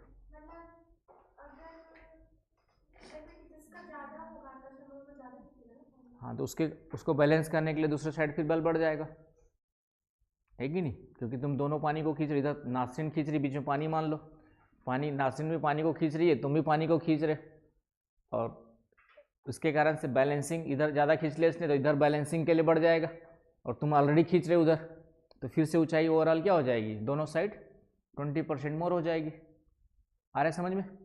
तो ओवरऑल इस स्थिति में भी 20% ऊंचाई ज़्यादा हो जाती है। तो हमें इतना याद रखना है, प्रीलिम्स में क्वेश्चन आएगा सिज की स्प्रिंग टाइड कब आता है, तो ये वाला वर्ड दिया रहेगा या ये दोनों वर्ड दिए रहेंगे। तो ये वाला वर्ड हो या दोनों स्थिति हो, इन तीनों ही स्थिति में ज्वार की ऊंचाई 20% ज़्यादा होती है, जिसे हम लोग क्या कहते हैं, स्प्रिंग टाइड कहते हैं। क्लियर है? इसका उल्टा होगा इस वाली स्थिति में, समकोणिक स्थिति। ये इंग्लिश वर्ड याद रखना, क्वाड्रेचर। अब एक बार मैं एग्जाम यूपी पीसीएस का पेपर देखना जा करके, अब एक बार क्वेश्चन आया कि लघु ज्वार कब आता है। अब हम पढ़ के गए थे समकोणिक स्थिति, समकोणिक का इंग्लिश ट्रांसलेशन करते भी तो क्या लिखेगा, राइट एंगल, है ना। ये दिमाग में आता है ना भाई। इसका इंग्लिश वर्ड है क्वाड्रेचर, पढ़ा ही नहीं था मैंने कभी, ये ऑप्शन ही नहीं था, ये लिखा हुआ था क्वाड्रेचर। तो पता होते हुए भी कॉन्सेप्ट इंग्लिश ट्रांसलेशन के कारण से गलत हो गया था। एनीवे, इस स्थिति में ज्वार की जो ऊंचाई होगी 20% कम होगी, सामान्य ज्वार से क्या होगी आपकी जो है 20% कम ऊंचाई होती है सामान्य ज्वार की तुलना में। तो उसको हम लोग क्या कहेंगे, आपका जो है लघु ज्वार कहेंगे। इसको क्या कहते हैं, तो जब तीनों समकोणिक स्थिति में होते हैं, तीनों समकोणिक स्थिति में होते हैं, चाहे ये वाली हो चाहे ये वाली स्थिति हो, ऐसी स्थिति में आपका क्या होता है, ज्वार की ऊंचाई 20% कम होती है, उसको हम लोग क्या बोलेंगे, लघु ज्वार कहेंगे, है ना। इधर आपका लिखा था ना, ये हो गया दीर्घ ज्वार। तो लघु ज्वार कब आएगा आपका, जब तीनों समकोणिक क्वाड्रेचर की स्थिति में होंगे। तो ज्वार की ऊंचाई 20% कम होगी, लेस 20% लेस होगी आपकी जो है, तो इसे हम लोग क्या बोलेंगे, आपका लघु ज्वार की स्थिति कहेंगे। आया समझ में? कोई कंफ्यूजन, कोई डाउट है तो बताएं।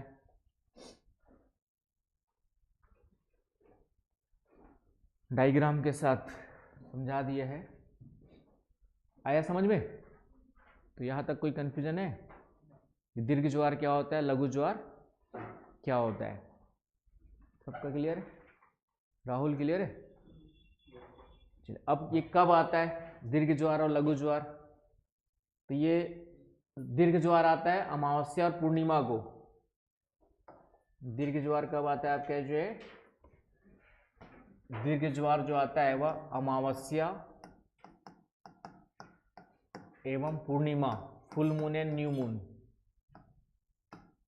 अब इनमें दोनों में से कौन सी स्थिति अमावस्या पूर्णिमा की देखोगे?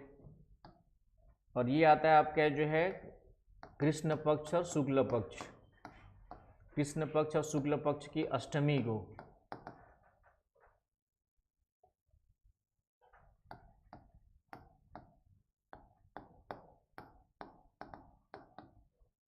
सप्तमी अष्टमी को, 7वें या 8वें दिन। इंग्लिश में कहेंगे 7th और 8th डे ऑफ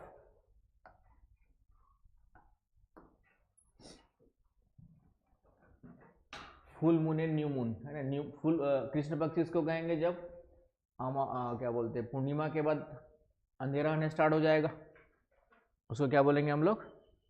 कृष्ण पक्ष, मतलब काला पक्ष, अंधेरे वाली, अंधेरी रात वाला। अंधेरी रात किसके बाद आएगा? पूर्णिमा के बाद धीरे धीरे अंधेरी रात में कन्वर्ट होगा। और न्यू मून का मतलब अमावस्या, अमावस्या के बाद धीरे धीरे चंद्रमा बढ़ते जाएगा और शुक्ल पक्ष का लाएगा आपके जो है ना समझ में। 15 दिन का, लगभग 15 दिन का होगा। 27 से 1/3 दिन, मतलब 15 से कम होता है, 14 दिन के आसपास। तो उसके सप्तमी अष्टमी को ये स्थिति बनेगी। उसके 7वें 8वें दिन क्या बनेगी? ये स्थिति बनेगी आपकी। जो 7वां या 8वां इसलिए कि एग्जैक्टली फिक्स नहीं है, 30 दिन होता तो फिक्स रहता।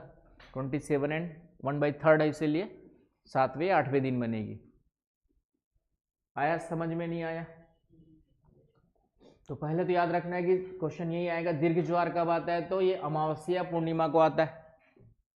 और लघु ज्वार कब आता है? तो कृष्ण पक्ष या शुक्ल पक्ष की सप्तमी अष्टमी को आता है। और कृष्ण पक्ष शुक्ल पक्ष क्या होता है? लाइट, जो रात उजाला रात होती है उसको शुक्ल पक्ष बोलते हैं, और अंधेरी रात होती है उसको काली रात, कृष्ण पक्ष बोलते हैं। ठीक है, तो उसके 7वें 8वें दिन। आया समझ में? याद रखना है। अब इन दोनों में पूर्णिमा की स्थिति कौन सी और अमावस्या की कौन सी है, ये बताओ विशाल बाबू। इन दोनों में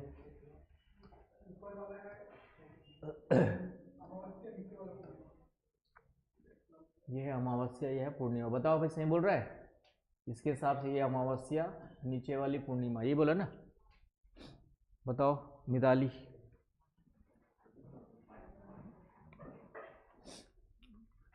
कौन सा अमावस्या होगा, कौन सा पूर्णिमा होगा?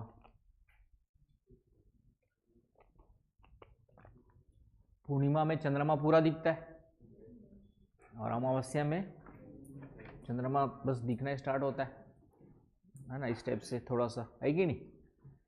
तो पहली बात तो याद रखो कि हम चंद्रमा को पूरा कभी भी नहीं देख पाओगे, तुम मर जाओगे तो भी नहीं देख पाओगे। चंद्रमा का हम केवल 57% भाग ही देख पाते हैं,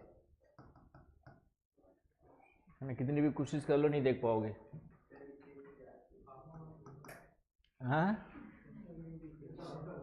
कितनी भी कोशिश कर लो नहीं देख पाओगे। क्यों?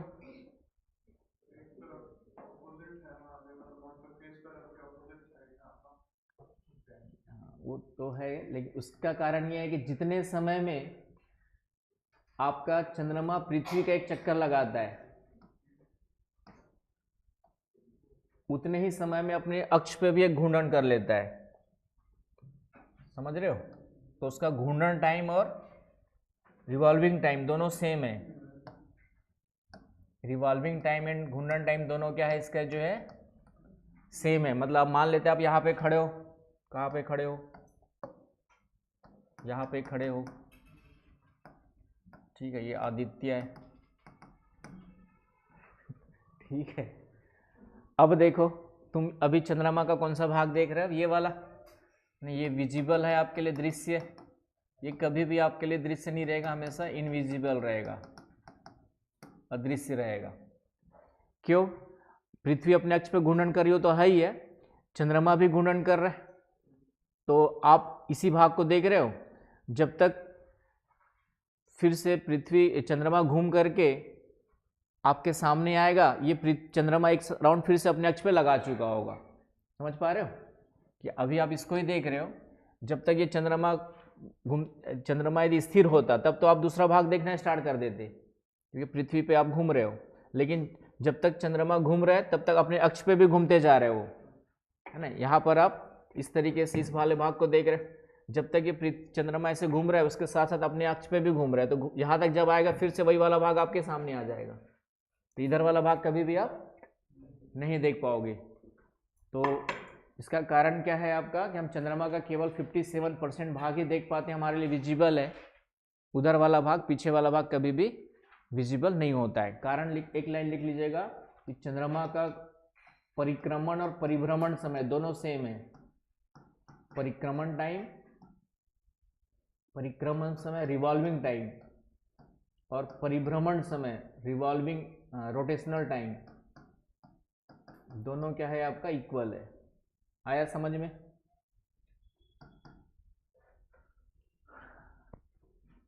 तो इस कारण से हम चंद्रमा का केवल एक ही पक्ष देख पाते हैं, एक ही फेस देख पाते हैं, एक ही भाग देख पाते हैं, लगभग 57% के आसपास। ये भी थोड़ा सा झुका हुआ इसीलिए। क्लियर हो कॉन्सेप्ट एकदम? यहाँ तक कोई समस्या? अब इसी से अमावस्या भी जोड़ते हैं हम लोग। चंद्रमा को प्रकाश किससे मिलता है? सूर्य से।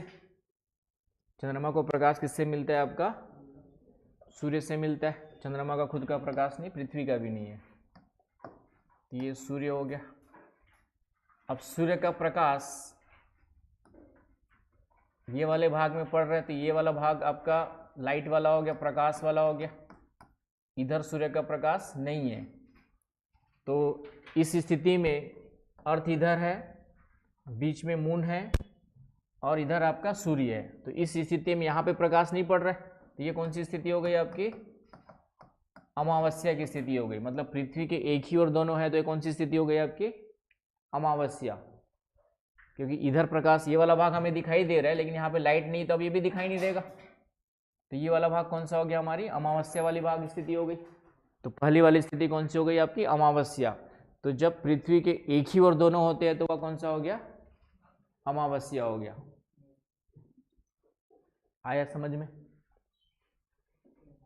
अब इस स्थिति में अब सोचोगे बीच में पृथ्वी आ गई तो सूर्य का प्रकाश चंद्रमा पे कैसे पड़ेगा? लेकिन पृथ्वी का झुकाव है थोड़ा सा, इस कारण चंद्रमा का प्रकाश क्रॉस होकर के यहाँ तक पहुँच जाता है, और इसीलिए चंद्रमा का ये वाला भाग हमें यहाँ पे लाइट पड़ गई, तो यहाँ पे लाइट पड़ गई तो ये वाला भाग दिखाई दे रहा है हमें। जो ये वाला भाग क्या होगा? हमेशा आपको दिखाई देगा। आ रहा है समझ में? तो ये कौन सी स्थिति हो गई आपकी? पूर्णिमा वाली। ये वाली स्थिति पूर्णिमा वाली, मतलब चंद्रमा यहाँ पर आ गया। अब ये वाली स्थिति भूल जाओ।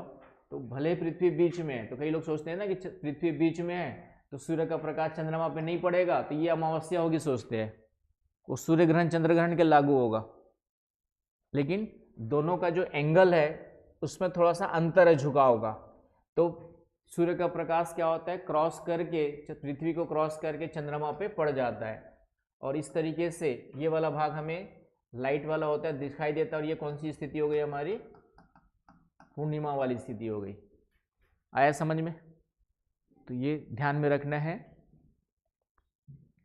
तो यहाँ पे दीर्घ ज्वार कब आता है और लघु ज्वार कब आता है? कॉन्सेप्ट क्लियर हो गया होगा, राइट?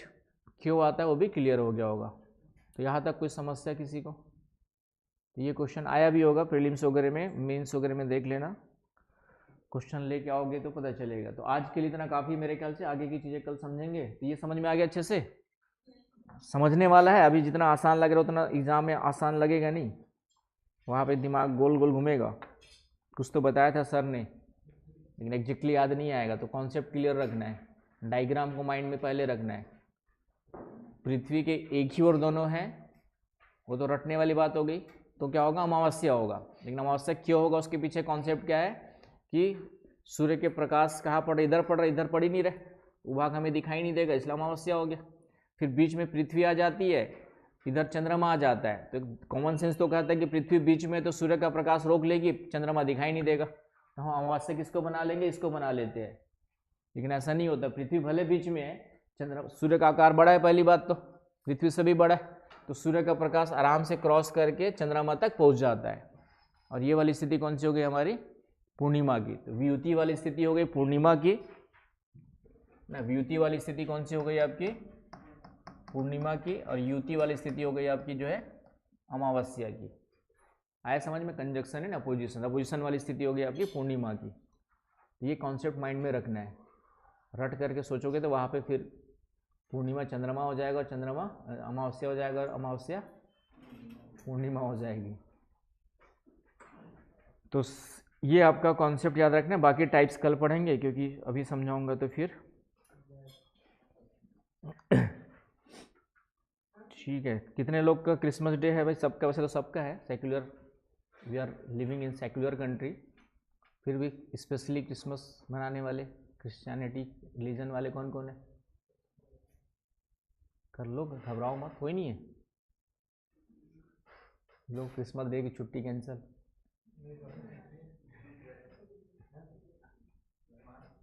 क्या छुट्टी मारने?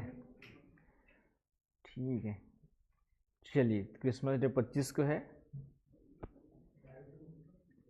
क्या बोल रहे हो?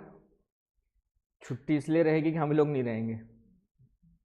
अखिलेश सर क्रिश्चियनिटी वाले, तो अखिलेश सर छुट्टी में चले जा रहे हैं। क्या हो गया? क्या बात हो रही? इशारों में क्या बात है बताओ? अगले सर तो जाएंगे ही जाएंगे, लेकिन फाइनली हम लोग भी 2 दिन के लिए कहीं बाहर जा रहे हैं, तो इसलिए क्रिसमस की छुट्टी मिल जाएगी। ठीक है, तो क्या बोल रहे हो? हाँ, तो 2 छुट्टी मिले तो खुशी होती है, और क्या दुखी थोड़ी होगी। क्या बोल रहे हो? तो 2 दिन फ्राइडे सैटरडे क्लास नहीं रहेगी, संडे भी नहीं रहेगी, मंडे से रहेगी। तो अभी है 2-3, अभी कल से गोल मत मार देना फिर, इसलिए बता नहीं रहा था लेकिन बता दिया, समझ गए ना? तो अभी से 2 दिन कहीं प्लान करना घूमने घामने का तो कर लो।